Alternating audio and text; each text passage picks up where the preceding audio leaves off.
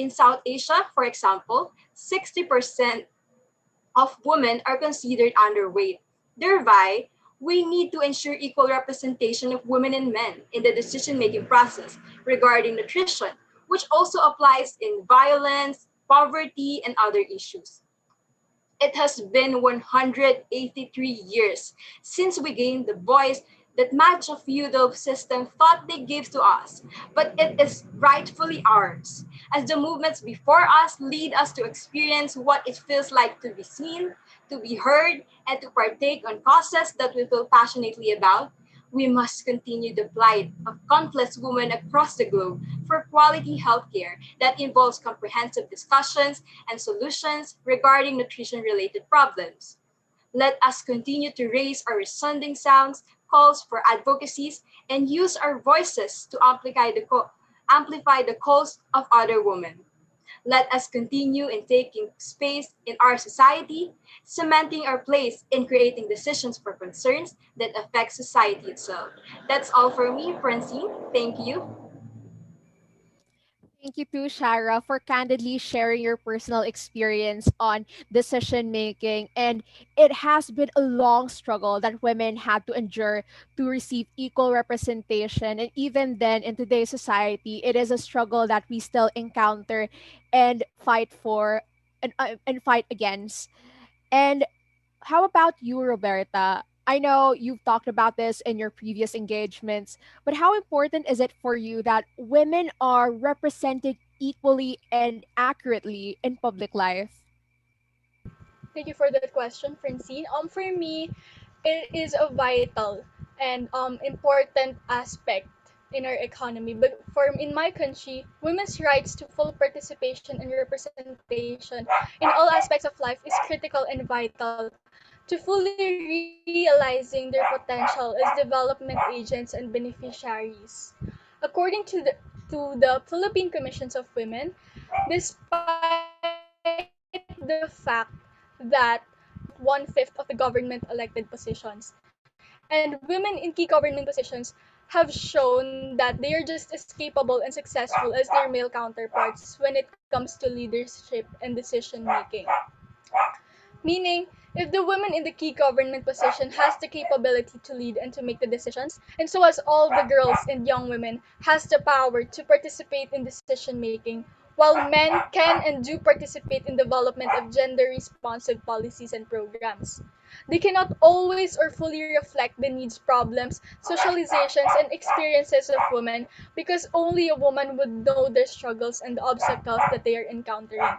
When addressing women's life, it is crucial to examine the underlying social, cultural, environmental, and economic determinants of health and nutrition because it plays a vital role in their participation. In analyzing women's empowerment and participation by focusing on indicators categorized in 5 dimensions: the economic contribution, education, governance, health, and media.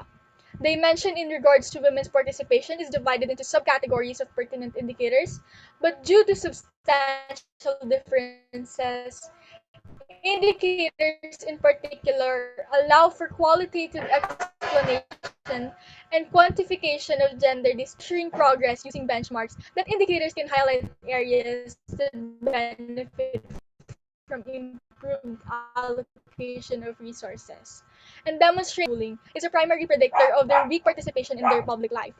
Hunger and illness are associated with poverty, but so is disempowerment and marginalization. As a result, many women and girls face harassment and other human rights abuses.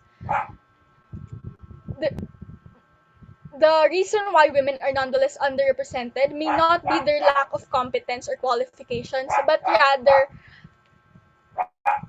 the presence of statistical discrimination. It is a struggle to promote women's participation in decision making, but moving forward in the long run, promoting women's representation and participation in decision making allows them to contribute to growth and nation building while also ensuring that women and men, girls and boys have equal access to resources and development results and outcomes in order for us to have a sustainable future ahead of us. That's all, Francine. Thank you. This is a great analysis of what both sides of the coin looks like, Roberta. And it is truly insightful that you mentioned the terms indicators, you mentioned the terms benchmarks, and the five dimensions by which the aforementioned terms are based upon. So let us move on to our next panelist. Hi, Divine. I know you're from the Philippines as well. Is women's participation in public life or the lack thereof something that you struggle with personally or as a collective majority? And if yes, can you offer any solutions from the top of your mind on how we can resolve this moving forward? Hi, Francine. Okay, so in women's participation in public life or decision making is something that I struggle with.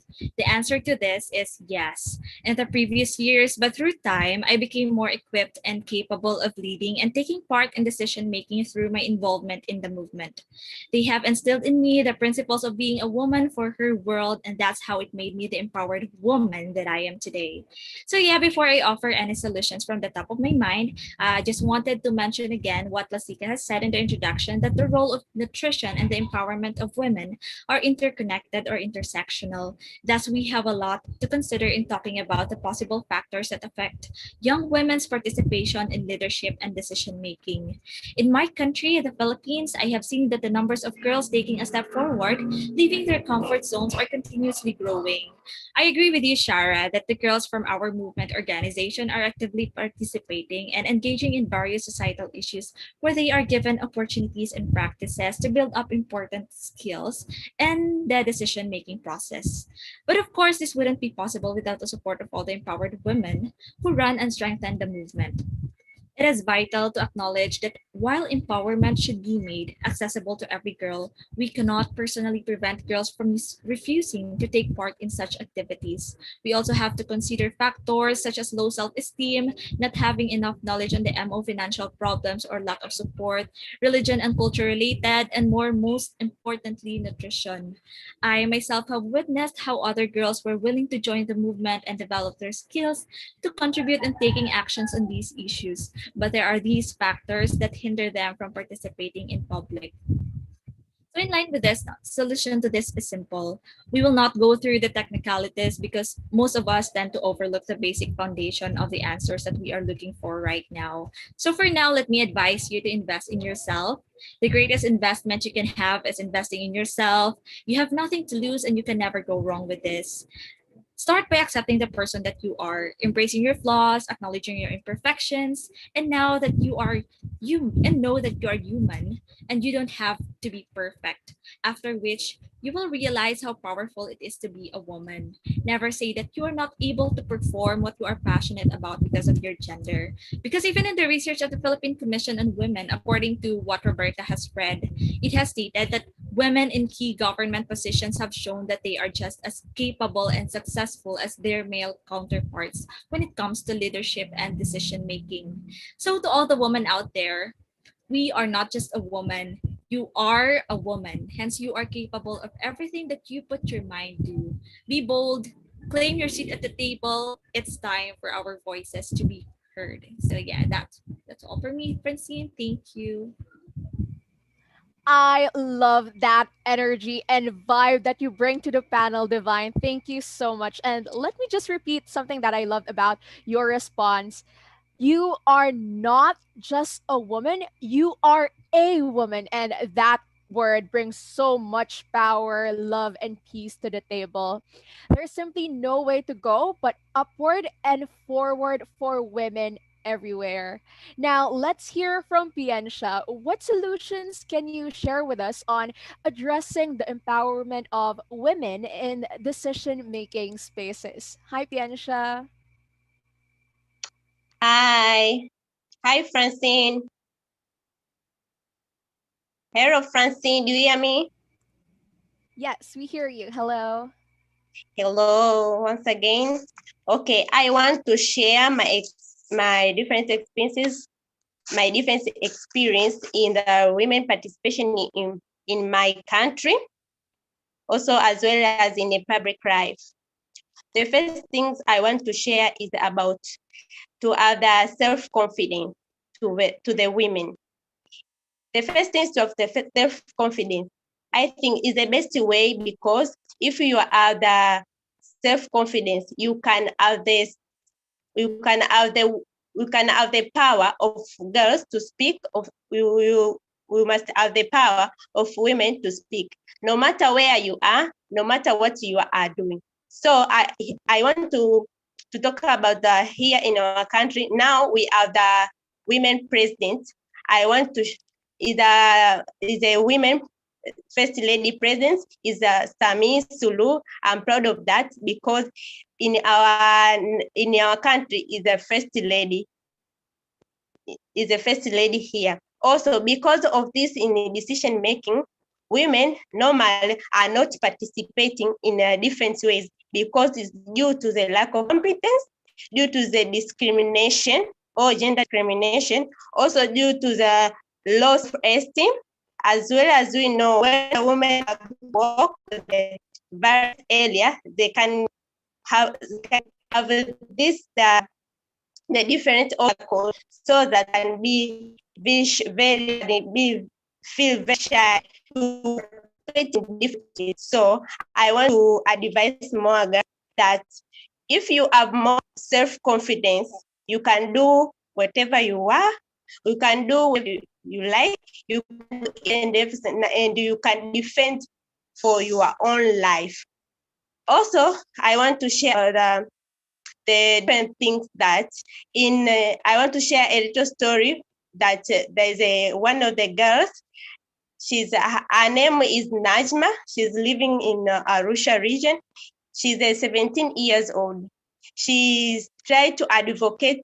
She's tried to advocate for the adolescent girls about the importance of the nutrition in different areas, and he fulfill her mission that in different schools, she tries her best to have the different, to planting the different vegetables there, and more for that, parents, relatives are well more observed that Najma, she's very fantastic to young women, and he do the big things regarding her age. Thank you. Thanks, Piensha. And also, thank you, Shara, Roberta, Divine, and Piensha for your ideas. So, before we move on, let me just share with all of you a recap of what our panelists for the first forum on women's empowerment and participation in public life talk. What did they talk about? How did they angle their concerns and their narratives? Starting with Shara. So Shara's story is about her personal experience of not being heard, of not being seen, of not being empowered enough until slowly she found her way to being the empowered woman and girl that she is now through the movement. And Shara's story is actually the story of a lot of girls in her community and in different parts of the world. That is why she is campaigning for a resounding call for advocacies and the use of our voices to amplify the calls of women worldwide. And of course, we have Kai, or we call her Roberta. Roberta talked about nothing about girls without girls. That is her key message. It's important to highlight that in everything, in every talk, that girls should be consulted, their experiences should be heard. They should be empowered to speak up and be given a voice, because girls are first and foremost the experts of their own lives and struggles. And we also have here with us Divine. Divine talked about how important it is to invest in yourself. So if we are seeking to create change in our world, it is important to start from within and let it flow outwards to your community, to your family, to your peers, friends, and on a global scale. And finally, we have with us Piensha, who talked about the importance of addressing societal issues like gender inequality, lack of female empowerment, low self esteem among women and girls, declining mental health, and empowering every type of woman to be as loud as they can be, to take up as much space as they can. Because there's only so much space that we could go from here. And if they don't give us a seat at the table, Well, we have to bring a folding chair, as some famous woman mentioned. And yeah, thank you so much once again to Shara, Roberta, Divine, and Piensha for your amazing ideas, for sharing your candid experiences, and being courageous enough to share this with everyone here in the panel. So let us now turn our attention to the video on screen regarding the Girl Powered Nutrition Program.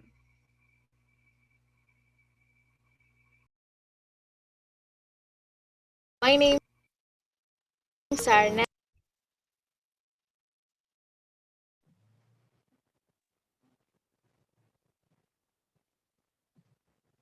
Najma Mohammed Mohammed. I'm 18 years old. I started girl guiding when I was 8 years old. Through the Girl Powered Nutrition project, I managed to establish community gardens in 45 schools.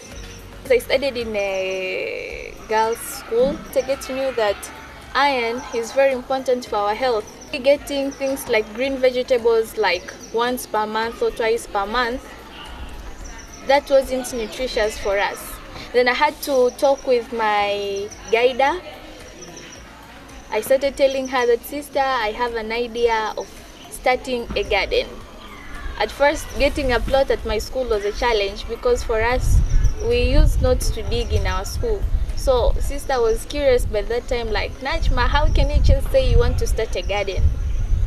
I don't think if there is any plot here. And I just told her that, sister, I can take this small part, then I can do something. I just want to organize. We have green veggies, so as at least in each and every meal of ours, we should have green vegetables. In most cases, we don't get what we are required to eat daily.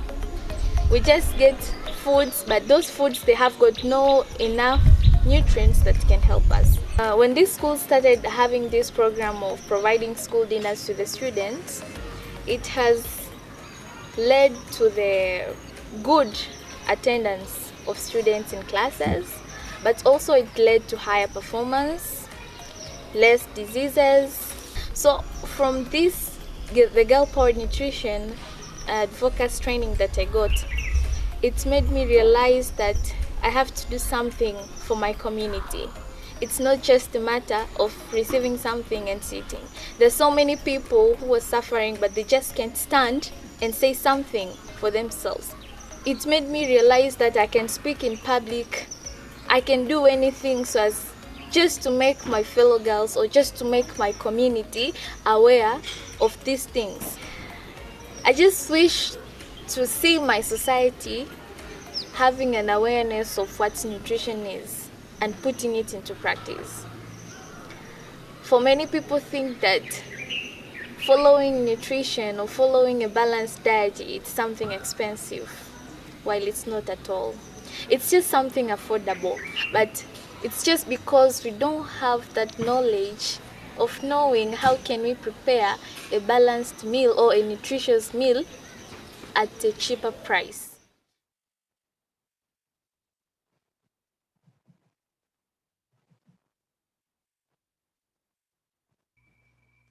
Wow, there are literally no words to describe how powerful Najma's testimony was in being the change that she and her community needed. Her experience in the Girl Power Nutrition Program has transcended from being that of someone who understands that a problem exists towards becoming a guide for others to recognize and work on the problem. Last year, I know we were in a collective crisis. We were met with a collective lifestyle change due to the COVID 19 pandemic. It has significantly altered how we see the world, how we perceive the world, our work systems, our food systems has been changed because of the pandemic. And yet, My name is here we Najma. all are together. And you can view Najma's complete story along with the story of her community, her troop leaders, and her peers on WAG's YouTube channel. And now, talking about the pandemic, I would like to ask Lasika. Lasika is here as an advocacy champion for the GPN aside from her work as an expert on nutrition. She's a nutritionist and a dietitian. So, Lasika, how do you think that the problem brought about by the pandemic affect the physical and mental health of girls and women? Thank you, Francine. That's a very, very timely question. And I think the pandemic, not only for girls, but we have all been affected in some way or the other, everyone, and a lot of things have changed. But women and girls in particular have been affected by malnutrition during the COVID-19 pandemic, particularly when we look at the access to food during the pandemic. So, a couple of reasons. One would be, I think, the problem around income. So a lot of people lost their jobs either completely or partly, and this affected the amount of income that they were available to them to be able to buy food. So that became a problem in terms of access. But also, most countries experienced the lockdown situation. So that means there were demands for food created by artificial shortages because people tended to queue up at supermarkets. So everybody just ran for food if they had the money to buy it. And at the same time, lockdown restrictions in terms of transport meant that supplies were an issue. So supplies did not get to people in a timely manner. So an increased demand artificially as well as a supply shortage in supply meant that again access to food was a problem. Culturally also women tend to be the last people to eat a meal in their households. So when there is a shortage like this, women get the leftovers per se. So again, a nutritious meal is not something they would have access to.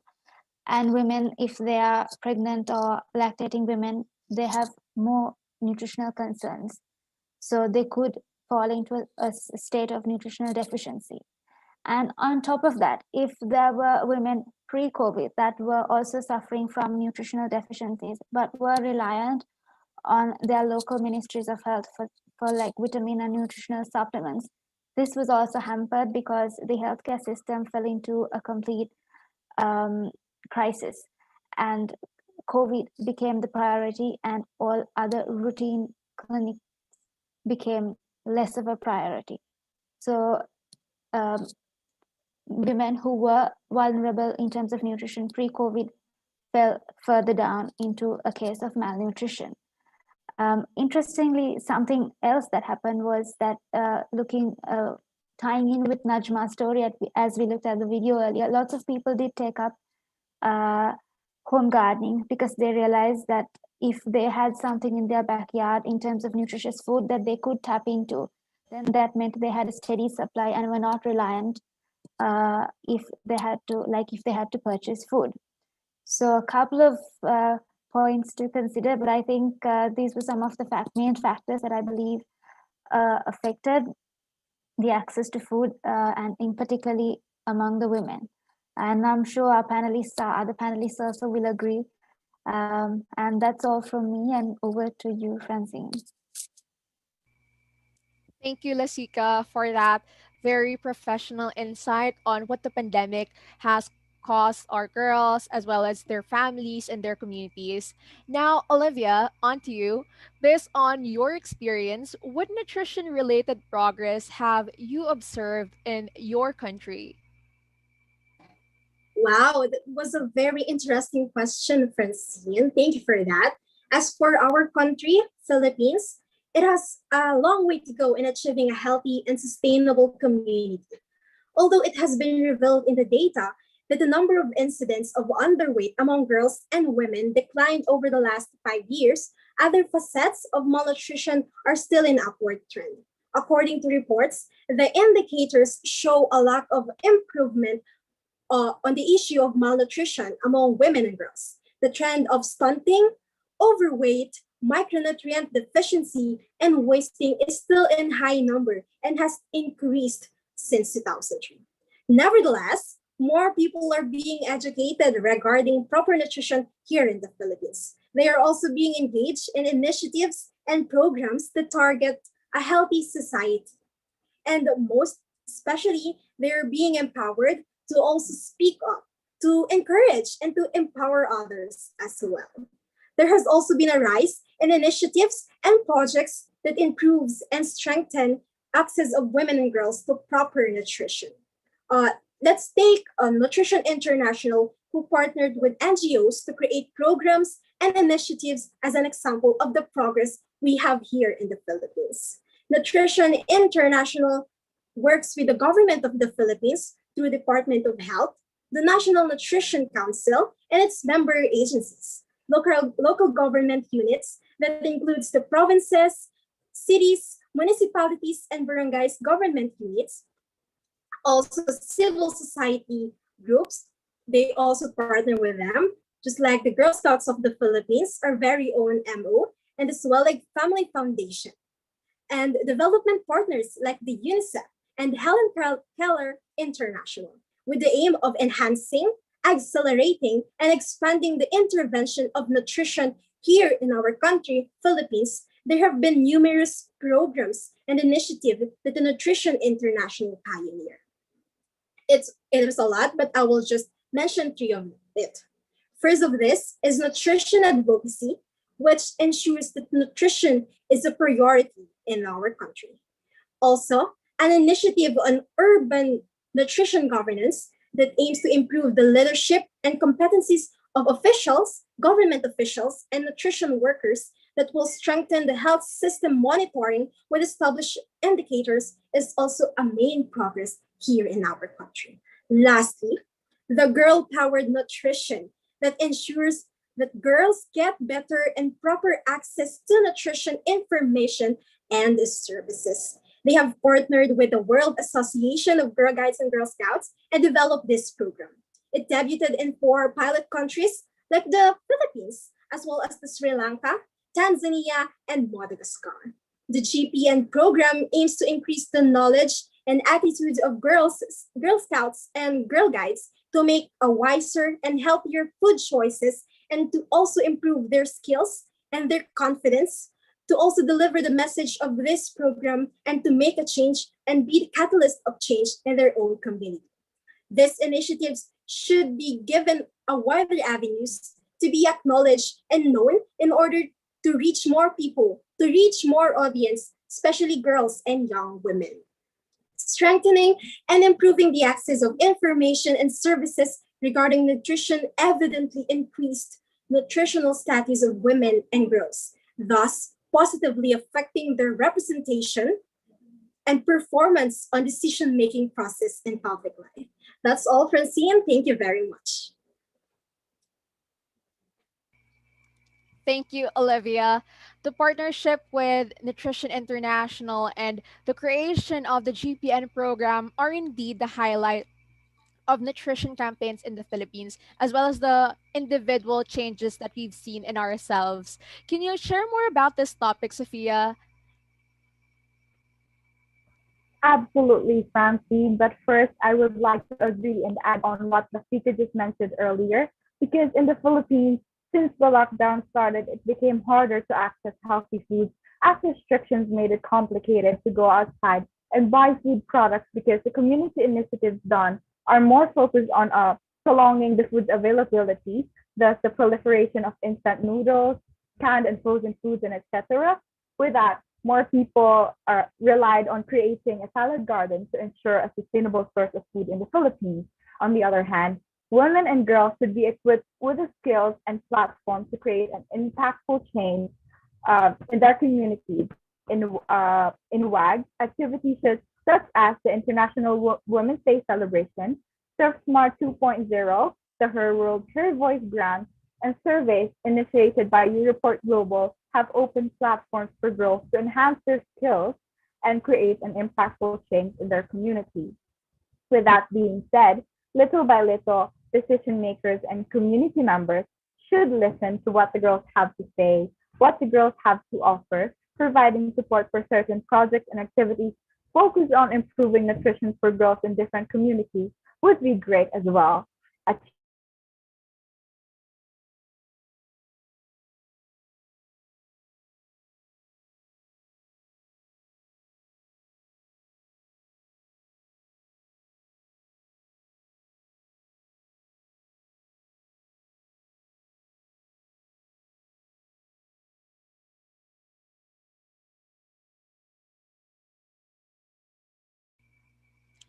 Thanks, Sophia, for your insights. And in your talk earlier, you've extensively talked about what Olivia has been building up to, and as well as the country's progress in nutrition campaigns and nutrition related issues. Now, in Fezloro's introduction earlier, we heard about the paper she wrote in relation to the SDGs. Fezloro, what roles do communities and decision makers play in amplifying the voices of girls and women? Well, thank you, Francine, for that question and for giving me the floor. Being here today, you may know all that the empowerment of women and girls is a key entry point to improve nutrition outcomes at household, community, and national levels. That's why achieving the indicators for the Sustainable Development Goal number 5, which is achieve gender equality and empower all women and girls, is a community initiative that decision makers and community members must actively participate in so that they can have better opportunities to earn, learn, grow, and lead when they have adequate nutrition as for men. Good nutrition for girls is a necessary condition for the development of human capital, and the position of human capital facilitates access to other types of capital as physical, social, financial, and natural. It is crucial for economic development also. Well, on one end, I think the community plays an important role as educators and listeners. First, their first mission is to educate girls to be confident and to dare to speak out about issues that matter to them. As the African proverb says, it takes a village to speak out about the education of girls. The community is the first stage where girls lead, take action, and advocate. Secondly, it is essential they listen to young girls and women in order to understand the issues affecting them. I'm not only talking about nutrition and inequality, it is valid on several terms. As a result, the community will adhere to their cause and support them to make a more inclusive society. Moreover, logically, every individual in a community is made to help each other. Why not on the causes affecting girls and women? In addition, having more support can easily influence decision makers.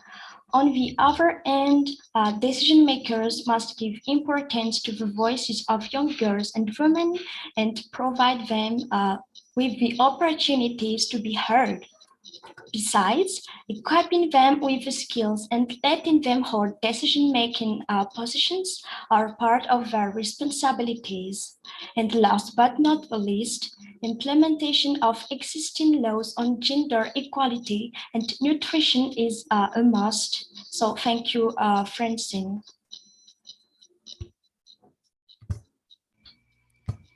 Thanks for this, Fezoro. You provided such critical insight on everything that we discussed this morning. And I personally can't wait to read about your paper on understanding gender equality and its role in the framework of the SDGs. And on your end, Ravaka, what indicators can we utilize to measure women's participation in public life in relation to their state of health and nutrition? Thank you for your question, Francine. In my opinion, one of the most important indicators that can be utilized to measure women's participation in public life is the female representation in politics. For instance, the representation of female parliamentarians. Regarding the case of Madagascar, according to the United Nations Women, only 19.2% of parliament seats are held by women in Madagascar. The reality in our country is that the higher we go, the less women we see. And I firmly believe that this situation is mainly because of poor nutrition, poor empowerment of women in our country. That's all from me, Francine. Thank you.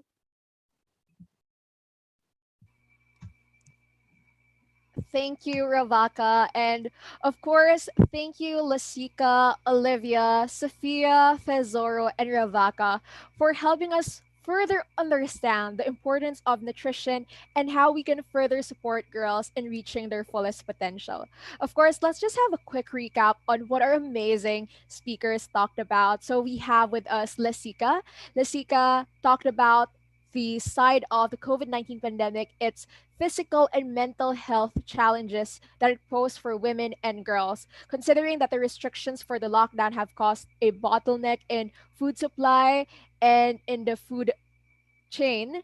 This has sincerely caused problems for girls and young women in accessing nutritious food. And for Olivia, she talked about highlighting the work that we've already done, how advocacy champions were key towards lobbying decision makers, raising awareness about existing nutrition related issues, and finding consistent ways to make this program as sustainable as it can be.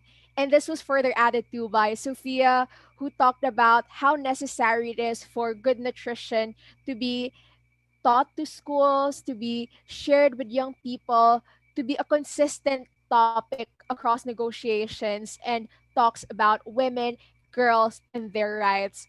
And we have Zoro and her paper on understanding gender equality and its role in the SDGs framework. We all know that we have the Sustainable Development Goal 5 on gender equality, but we still need to strengthen how indicators are being met, how indicators are being reported, how it's perceived by society in order to engage more people to come together and work on addressing gender inequality.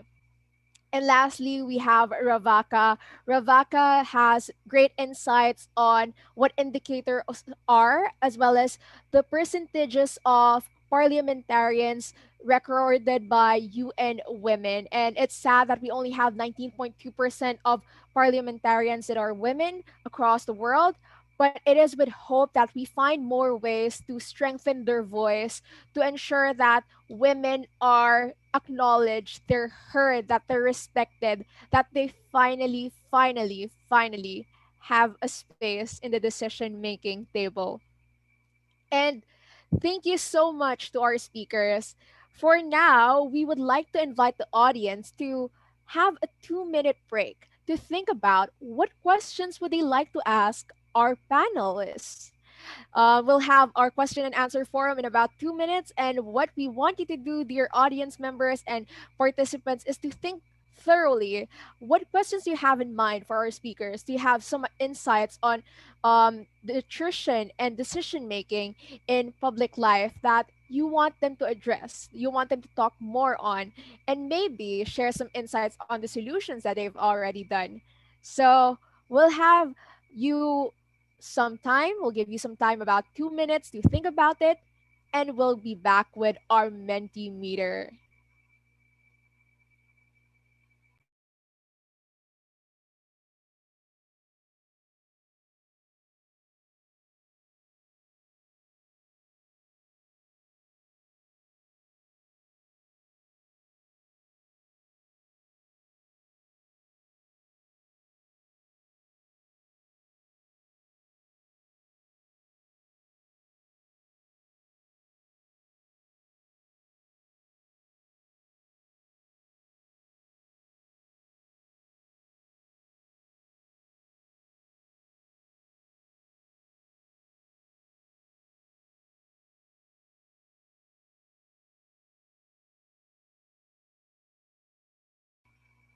For our audience, you can also utilize the Q&A feature here on Zoom, and you can type in your questions on the chat box, and we'll make sure that your panelists, our panelists, will be able to answer your questions. So you can just type a general question for all of them to answer, or you can select panelists you've heard from a while ago, input your question, type in their name, and we'll make sure that they get back to you on it.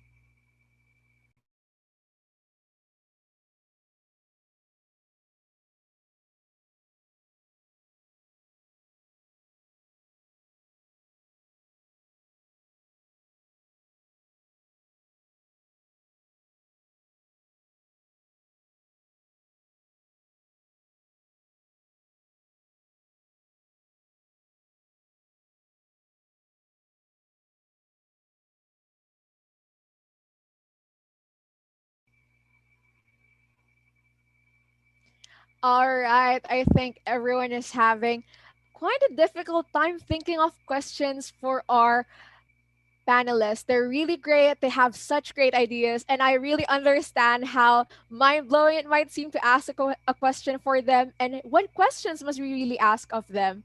So, probably let's look into what questions that they might have in mind that you might have also stored in your mind and would want them to address.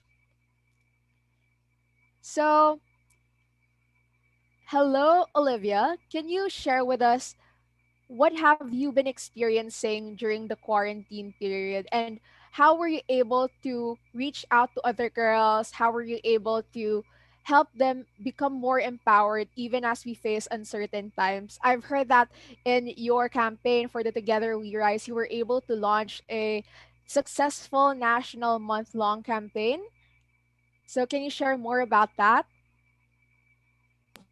Hello, Francine. Yes, it would be lovely to share to you my experiences during this quarantine. So, quarantine was a bit really pervasive on my mental health and other aspects of my life. But I was able to communicate with other girls through the social media since we can't go outside of our houses and because of the restrictions that the lockdown imposed. So yes, it was correct. We've successfully launched a month-long celebration or campaign for the Together We Rise, which aims to empower other girls and to echo what girls are advocating towards gender equal, towards a safe and secure place for other girls. Yes, it was hard to communicate with girls, but because of them, because of the girls, I was able to cope up with the pandemic and the stress, the anxiety that this uh, pandemic, COVID-19 pandemic, gives to us. That's all, Miss Francine. Thank you. Thank you so much, Olivia. That's pretty inspiring. And a note for our audience today, they can be able to share their comments and thoughts through the question and answer feature here on Zoom, or right now in our question and answer forum. We enjoin you to send in your questions by going once again to menti.com. That's menti.com, menti.com, and type in the code 34431945. Once again, the code for menti.com is 34431945. So you can go to menti.com and we'll see you there. We want to hear what your thoughts are about the panel, as well as what questions you might have for our panelists. You can choose to name a panelist that you would want to answer your question, or you can also opt to have anyone answer your questions from our panel today. So I see a lot of familiar faces here with us, and also people who are very knowledgeable on this topic, particularly on nutrition and women's participation in public life. So maybe I could ask another panelist here with us, Fezoro. Can you share with us how we can further support girls and young women in creating a meaningful impact in their communities? I know you're an advocacy champion for WAGs also, and you have extensive experience on how to launch campaigns, how to lobby decision makers. Maybe you can share with us how are you able to do all this, and how can we continue making an impact by supporting girls and young women?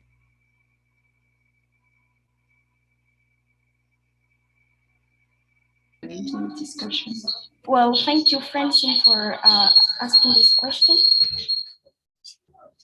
I think in your question, we can empower girls and we can bring into the light of the inequalities that women are experiencing. So we should take this trend as an opportunity to amplify our voices and advocate. However, we should be careful and provide enough and information about the issues that affecting girls to avoid getting into the troop of extremism. And also, we should provide girls to different opportunities for taking speak out about these issues affecting girls.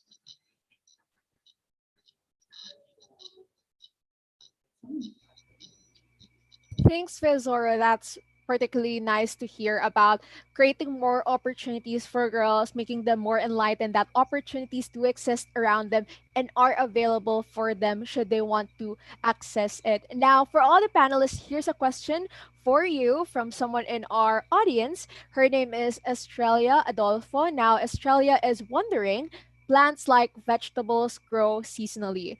How could we get a balanced diet if we depend on our farm? So I think we have a few questions on our mentimeter.com, but let's first get on with Miss Adolfo's question. So would anyone in the panel like to answer? How could we get a balanced diet if they depend on their farm and in their farm they have vegetables that grow seasonally? So would anyone from our panel like to answer this question?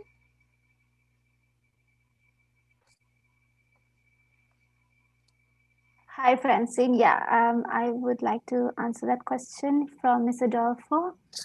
Yeah, so she says that plants and vegetables grow seasonally, and how can we get a balanced diet? So usually, if you have a variety of vegetables, they grow in different seasons. So each type of vegetable or fruit is going to give you different nutrients. So that's why we always encourage you to try and have different fruits and vegetables. So the variety is important to getting what you need. And at the same time, it's not just that you need to eat from your garden. So what you can do is, if you have neighbors or family members around, it's sort of like a neighborhood or a community where you all have gardens, and you would probably end up growing different things, and you would start sharing. So that's one way where you can try and get a balanced diet. So you would grow maybe 2 or 3 types of vegetables, and your neighbor will have something that will complement it. So that's one way where you can try and have a balance. I hope that answers your question. Thanks, Lasika. And now on to our menti.com. There's a question here. So, how is discrimination related to decision making? And what is its impact to the representation of girls and women? So, would anyone want to answer that question? I see Hello. Shara unmuting herself. Hi, Shara. Hello. To answer that question, I believe that women are often perceived as weak due to the constructed preconception of gender. According to research conducted by the United Nations Division for the Advancement of Women, is that most majoritarian systems allow for the nomination of only one candidate per district, and parties in this situation they choose a male candidate.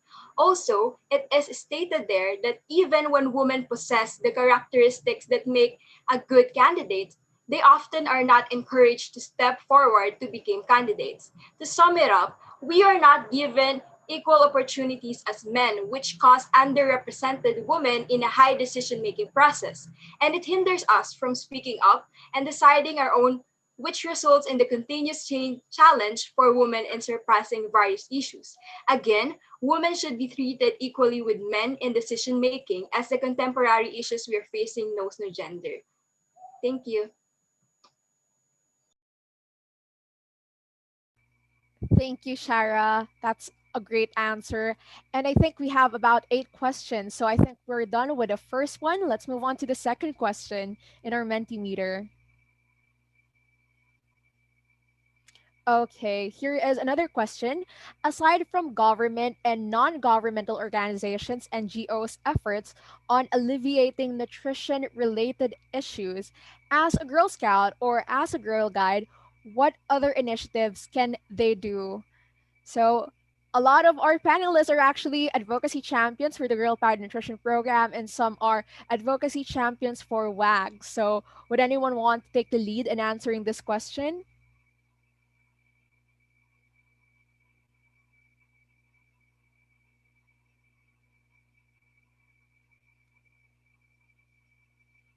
Okay, I think we also have our panelists who are a bit nervous to talk about their experiences, but probably because they're so excited to share with you how it has been, how what a journey it has been throughout a year. So, Olivia, I see you unmuting yourself and opening your camera. Would you share with us your answer to this question?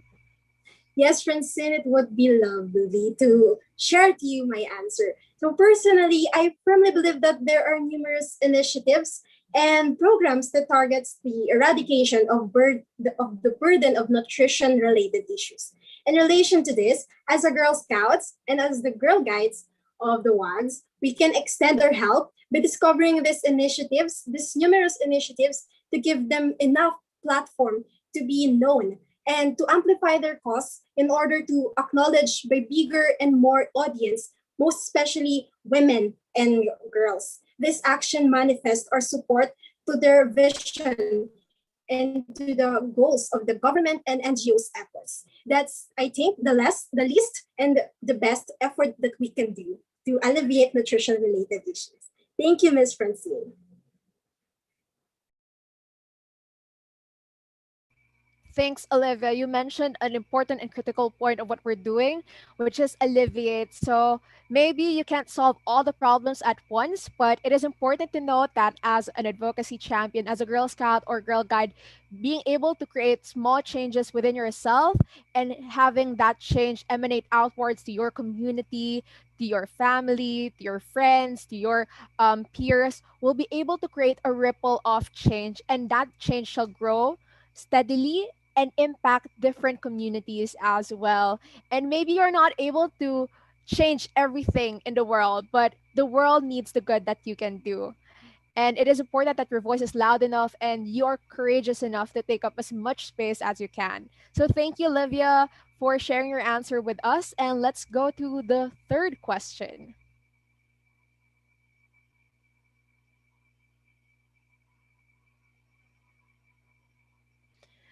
Okay.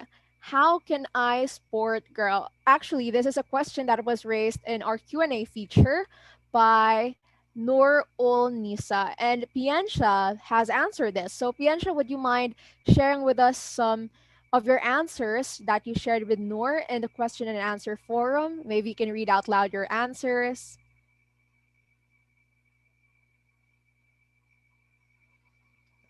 Hi, Piansha. All right. Hello. Hello, Francine. Hello. Okay, I want to share this question about how can I support the girls. The first things I like is to have the is to have the different activities in your region or in your area that you live. If you have the different activities, first thing you should share with the member of the member of the government, or you can share with the stakeholders, so as he or she can support you in a different sports for girls. As you know that when we empower girls and young women, no matter where you go, either in the government or in our different stakeholders can help you and can support you.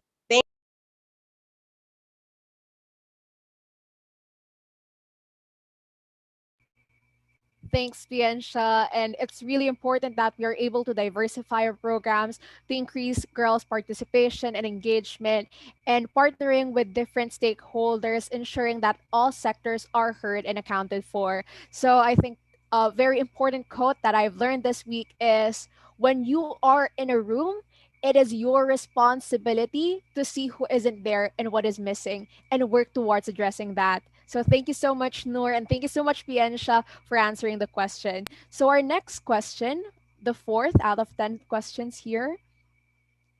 Wow, this is pretty amazing. How can I work on girl nutrition? So, our panelists, dear panelists, who would like to answer this question?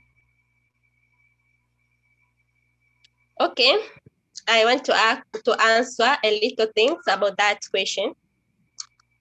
How can I work on girls' nutrition? The first thing is to have the education in different schools or in different communities. So the first things, if you have non-formal education in your schools or in the community, you should, the aim is to advocate them for adolescent girls in nutrition, also is to know how the girls can have the good balanced diet in his or her home. So if you in your home, even though there is a now pandemic, there's now pandemic or COVID-19, the first thing is to look, do you have enough capital to buy them?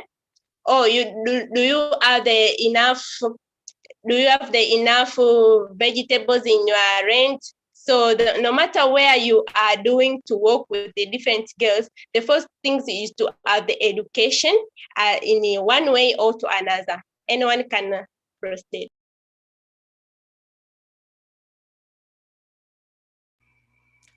Thank you, Piansha. Girl powered nutrition is really not limited to a certain kind of sector or a certain kind of group. It is a program that is available and should be accessible to everyone because it talks about nutrition. A core principle of what we do and who we are is anchored on achieving a healthy state of mind and body to enable us to reach our fullest potential. Now, would other advocacy champions or other panelists love to talk on this since this is something that they worked on previously or currently? Yes, I have something to tell. Just I think in addition to PNC said, works have GPN toolkits that you can run direct action communities, like setting up vegetable gardens, like sensitizing others, and advocate at the local and international. Thank you.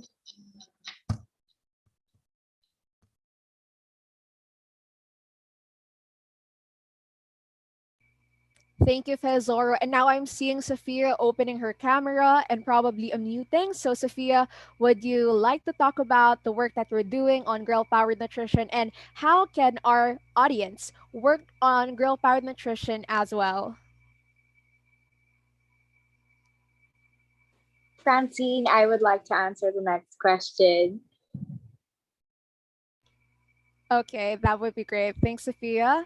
So, I think everyone has shared basically the same idea on how everyone can access Girl Powered Nutrition Program. And a tip here is you could also visit WAG's official website and look for the resources on Girl Powered Nutrition. There are activity packs available and also resources on our YouTube channel. So let us move on to the next question.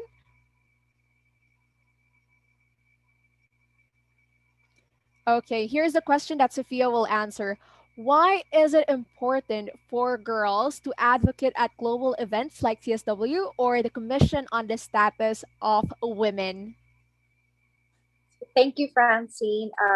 Answering the question, I think that it is imperative that young women and girls have a voice or have a representation in the global event like the Commission on Status of Women to be the messengers of the needs and requests of the majority or the people so that we will be heard by the decision makers and help open their minds and raise issues for them to solve or for them to help us solve.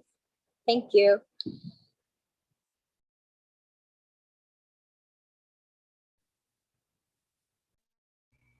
Thanks, Sophia. And I see Divine now unmuting herself and opening her camera. Hi, Divine. Would you like to add on this question? Yes, Francine, I just wanted to add to what Sophia has said because given that CSW or Commission Status of Women, it is the largest annual gathering of the international women's movement at the UN, and nearly 4,000 NGO representatives is participating. So we can gather more audience, and yeah, indeed, our voices could be heard. So yeah, that's why it is important for girls to advocate at global events like this. Yeah, thank you, Francine. Thanks, Divine. And let's move on to the next question. Okay. What advice can you tell women and girls for them to give importance about nutrition and to help them dispel or not believe in different myths about nutrition? So, Sophia, would you like to take the lead on this one? Sure, Francine. So, it is important to have a healthy diet to be able to have the nutrients your body needs to be able to properly function daily, is what I would tell girls to be for them to take note of their health and nutrition. Myths are not supported by research and are usually absurd, and we cannot consider it as a fact. So, to research more on how to improve one's health, I suggest researching the claims of whatever myth is mentioned and see if it is factual or not.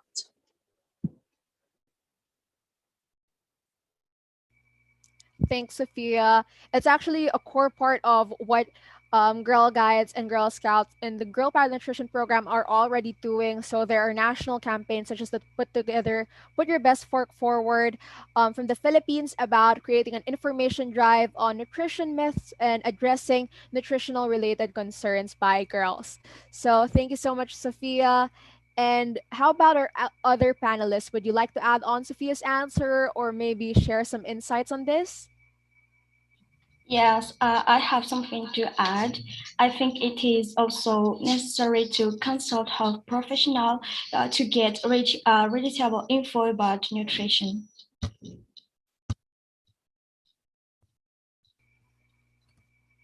Thanks, Fezoro. Got it on that. And thank you, Sophia, and thank you, Fezoro, for sharing your answers. Now, let us move on to our next question from our audience. So, how can boys and men actively support this cause to alleviate inequality of nutrition for women and ensure girls and women have effective participation in public life? So, how can boys and men actively support this cause to alleviate inequality of nutrition for women and ensure girls and women have effective participation in public life? So, do any of our panelists have some insights on this matter? Okay, I see Ravaka. Hello, Ravaka. Hi, Francine. I have something to say about this question.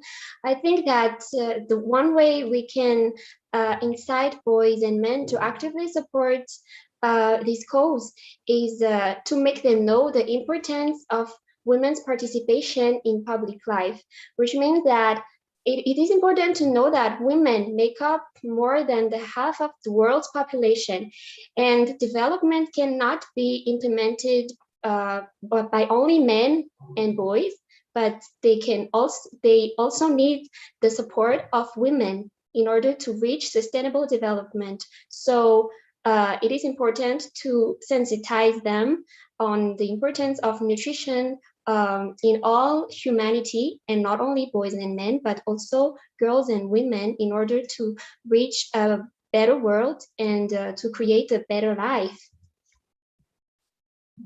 Thank you.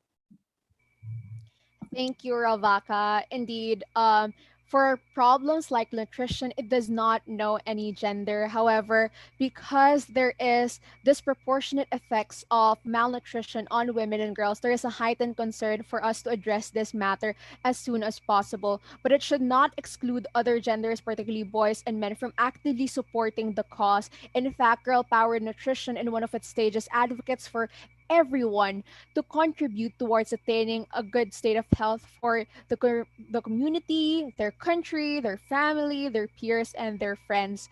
And of course, we're now moving to the eighth question in our lineup.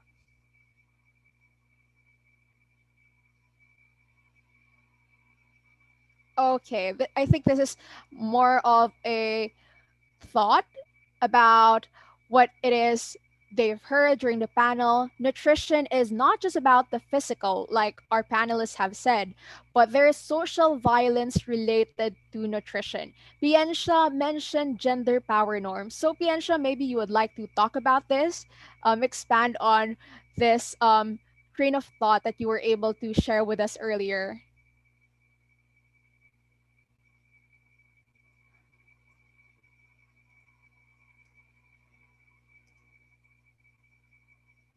Hi, Piensha. Hi. Okay.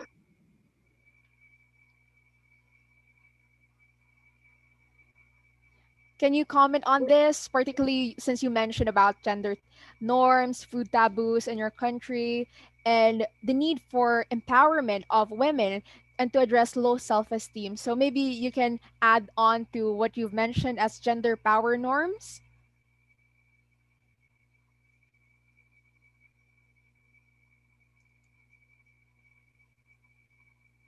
Okay, I want to share a little things about the nutrition is not just about the physical, like all our panelists have said, but there is a social violence related to nutrition. Okay. Yes, I want to talk about the food taboos that is related with the social violence. Because as we know, I want to talk about here in our countries, there is a different region that men are eating the good nutrition habits rather than the women. So I think the best way the is to balance the meals. Even though men are eating the more good food, more balanced diet rather than the women, but we can have the balance equal to them. Men should balance as well with women. That's all. Thank you. Thank you, Piensha. And let's move to the ninth question for our Listen to Girls Q&A forum. So, how does nutrition link to girls' participation in decision making spaces? So, I believe this was answered by our panelists, but let's have a quick recap. So, would anyone in the panel love to talk about this topic and maybe jog our memory up a bit? Hi, other friends, can I? Yes, go ahead, Roberta. As I've said earlier, according to a research that I have read by the Philippine Commissions of Women, um, only 1/5 of the government elected positions is a woman. And if the women in key government positions has the capability to lead and to make decisions, and so as other girls and young women can participate in decision making spaces, and they can also decide for what they can do to make a sustainable future ahead of us.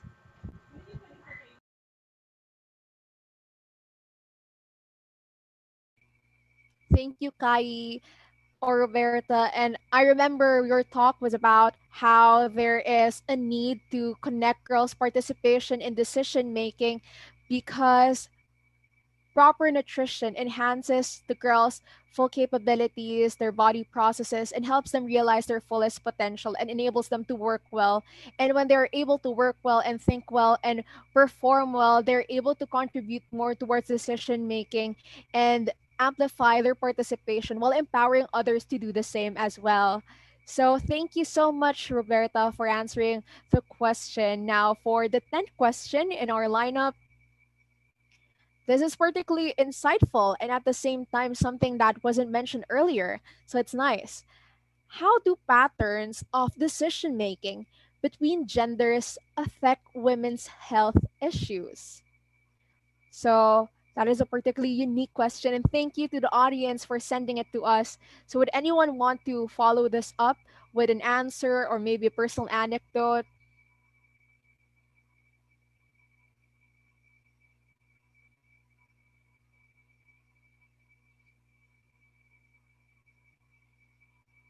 Would anyone in our panel? Okay, I see Fezoro.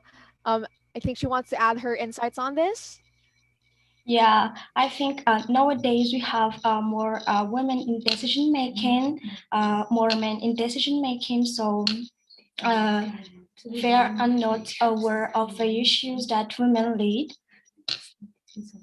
So this is why it is important to let women participating in decision making. Thank you. Thanks, Fezoro. And would anyone else love to add on to what Fezoro mentioned and talk about the patterns of decision making between genders that affects women's health issues?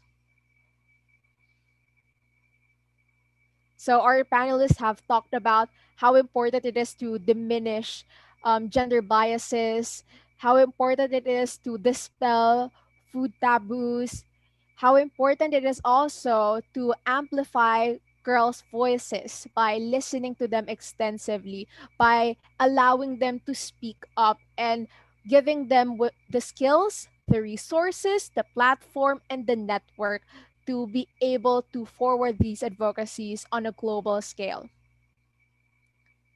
So I think our panelists all agree with what Fezoro mentioned. Let's see the 11th question.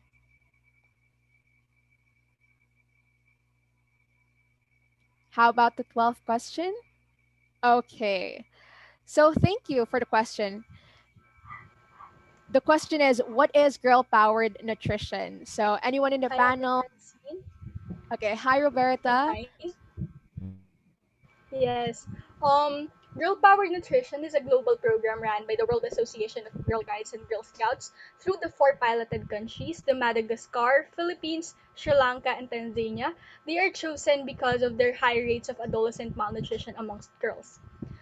Girl Powered Nutrition is funded by the Nutrition International, and the GPN program promotes girl led change through the education on the importance of a balanced, healthy lifestyle and enabling girls to be the agents of change at local, national, and global levels. That's all. Thank you, Roberta, for emphasizing that. And yes, girl powered nutrition, as mentioned by Roberta, is a partnership between WAGS and Nutrition International. It's brought to four pilot countries, and it is set to continue the work that they've done through a new set of advocacy champions who have trained with the previous advocacy champions from the pilot batch. And they're creating national and regional advocacy campaigns, lobbying decision makers to push for strengthen policies for women and girls' health and nutrition. And our next and last question for today. Okay, so I think since we've mentioned something about violence against women and girls, we've also mentioned how this affects them emotionally and physically. The question here is, what must we do when a boy or a man is seen bullying a woman? Okay, Sophia, I could see you. Can you share with us your insights or your ideas on this? Absolutely, Francine. So that is actually a very great question.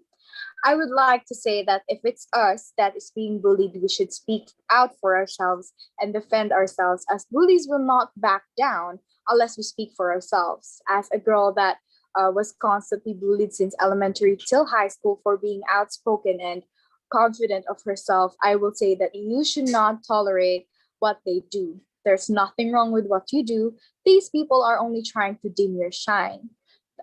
No one should ever stop you from being a star. If they say that you're full of opinions, you could respond with, and what's wrong with that?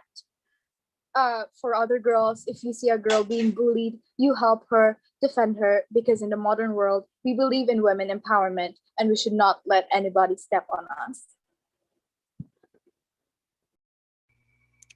Thank you, Sophia. And your experiences have wonderfully shaped you to be an empowered woman. And I hope this advice that you gave to our audience will help them overcome this problem and be able to establish a society where women aren't harmed anymore, where violence is significantly reduced, and where everyone is treated equally, regardless of their gender. Now, thank you so much to all our panelists for courageously sharing their stories in this space and working on amplifying the voices of women. Now, before we end, let us hear again from our panelists, starting with Shara. Hi, Shara. Hello, Francine. I am Shara Closing statement. Pascual, a guide at CSW, and my message for our decision makers is to provide an equal seat for all genders and positions on decision making. The gaps in between women and men need to fill in for us to have a balanced participation. This can be done through funding, supporting, engaging, and strengthening the girls' representation. We deserve to observe, to voice out, and to achieve a better and safer world where women are free from violence, inequalities, and inadequate health nutrition. Ever since then, it is the right Format time critique to से listen déjà. to girls, taking part in the process, hear our call for change, and take action. Thank you. Thank you, Shara. Let's also hear now from Roberta. Hi, Roberta. Hello, Ate Francine. Once again, everyone. I am Roberta Dian B. Martin, a guide at CSW, and my message for our decision makers is we are advocating to strengthen the girls and young women's power to engage in decision making situation and demonstrating the inequity faced by women who have less access to education, which is a major indicator of their weak participation in decision making. Again, poverty is related to malnutrition and disease, but so is disempowerment and marginalization. And as a result, many women and girls are subjected to violence and other violation of their human rights. And the reason why women are nonetheless underrepresented is not because of their lack of competence or qualifications, but rather the presence of statistical discrimination. And it is a struggle to promote women's participation in decision making. Strengthen the girls and young women to engage in decision making situations, and create transparency to improve the society engagement so that girls and young women can stand up for themselves and fight for their right. Gender parity in decision making has a positive impact on the economy and is a necessary condition for the elimination of poverty and attainment of national, social, and economic development. That's all, Francine. Thank you. Thanks, Roberta. And we would also like to hear from another panelist. Hi, Divine.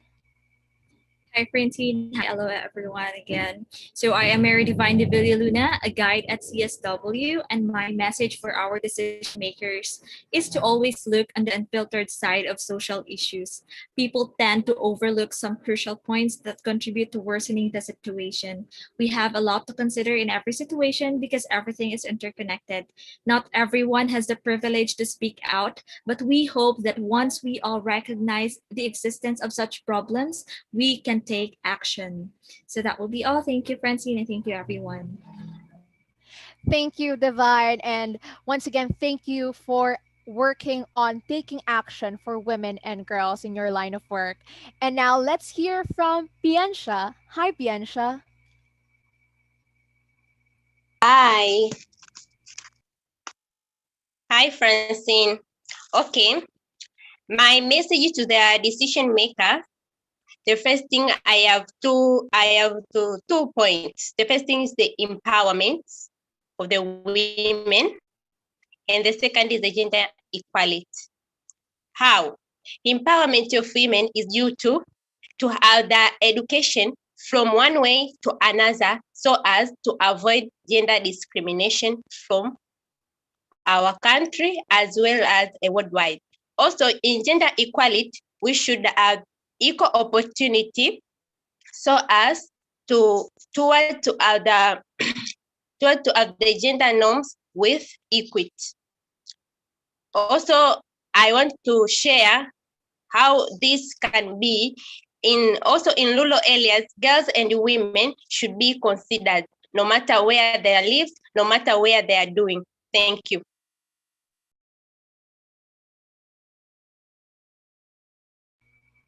Thanks, Bianca. And now let us hear from Olivia. Once again, hi, Olivia. Hello, Francine. Hello, everyone. Once again, I am Olivia P. Sabado, a guide at CSW, and my message for our decision makers is we have been on a long journey in eradicating gender inequality, but its effects have not lessened in magnitude. Violence against women and girls cases are rising exponentially, along with nutrition related issues affecting women's growth and development, hindering them from achieving their fullest potential. Biases on representation in the decision making process on problems involving girls and women are still present up to this day. To achieve an inclusive, empowering, and prosperous community for all, everyone must have equal rights and opportunities as well. We can realize this by listening to girls' narratives of their own experience and formulating solutions that address the problem at its core. Moreover, a substantial review and amendment of legislation and policies should be set in place in order to generate a clearer and stronger mechanism for women and for girls to participate on process of decision making. We must increase decision makers' accountability and reject tokenistic strategies in order to fully amplify girls' voices. Women and girls are half of the world's population. This is enough reason to give them platforms and spot that they deserve, most especially on decision-making spaces of problems that involve them. Girls and women deserve to be seen and to be heard. That's all. Thank you very much. Thank you, Olivia. Indeed, 50% of the population deserves at least 50% of the representation everywhere. Now let's listen to Sophia. Hi, Sophia. Hello, Francine. So again, I am Sofia Landa Los Santos, a guide at CSW, and my message for our decision makers is to pay attention to the voices of the advocates, as we are the messengers of what the majority clamor for: a better and safe world for everyone. Achieving the indicators for the sustainable development goals is a community initiative that decision makers and community members must actively participate in. It is imperative that they share the views of the advocates to be able to help amplify the voices of girls and young women. They must have an open mind and work on the struggles that girls experience. We can further support girls by listening to what they have to say, as they have seen the issues and problems that they try to alleviate firsthand, and to help them in the plans and advocacies that they believe can help change the world for the better. We should encourage and assist them with their projects to further increase their impacts in their individual communities and maybe even up to national or global level. That's all for me. Thank you. Thank you, Sophia, and great work. Now, let us hear from Ravaka. Hi, Ravaka.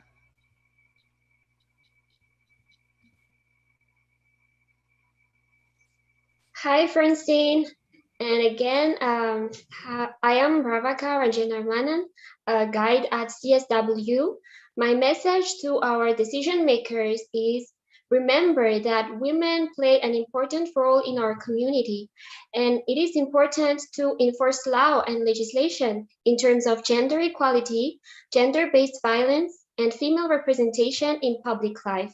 However, promoting women's participation in public life won't be possible without supporting and empowering them with healthy nutrition.